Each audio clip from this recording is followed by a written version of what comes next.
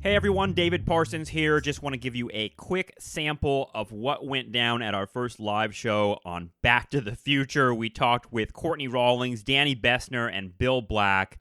Had a really fun time. Here's a little bit of that conversation. You can listen to the whole audio of the episode if you join our Patreon at patreon.com/nostalgiatrap. And thank you to the Culture Warrior tier patrons who came to the show and offered their comments and questions. It was really fun. And we're going to do a bunch of these live shows.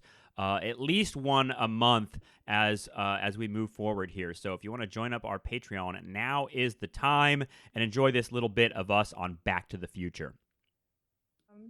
Marty's role is completely incidental to the film in a weird way. He's like the main character, but he's mostly just helping other people's lives become new kinds of lives, right? So he's like the hero character, but not for himself, for his father. He's gets his father laid so that he may exist. He plays the background music to his like own conception or the first makeout.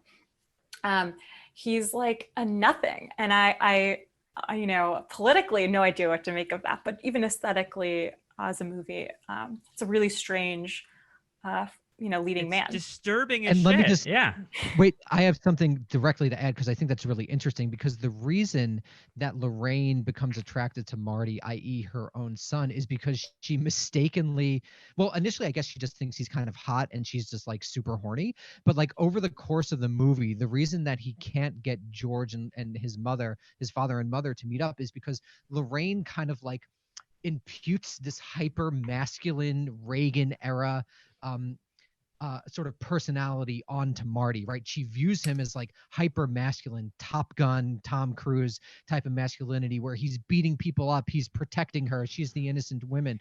And of course, the only reason that she falls for George in the end is because he basically displays hyper masculinity by knocking Biff out, by protecting her from a man. Right. So in one sense, Lorraine has agency in that she's like very much going after Marty, but in the other sense, she's also a passive actor who's being manipulated by the men in her life to get her to do what she wants to do. Like, what does she really have in common with George, right? He's like a weird sci-fi geek. She's like a cool, 50s girl. And all she knows about George is that he beats up someone who was trying to rape her. And apparently that's the foundation of their relationship, to the point where at the end, they actually say they have a fondness for Biff, because without Biff they wouldn't have gotten together. It's so fucked up. Without Biff trying to rape her, Yeah. they wouldn't have gotten together. And I think also, again, just thank God for Biff.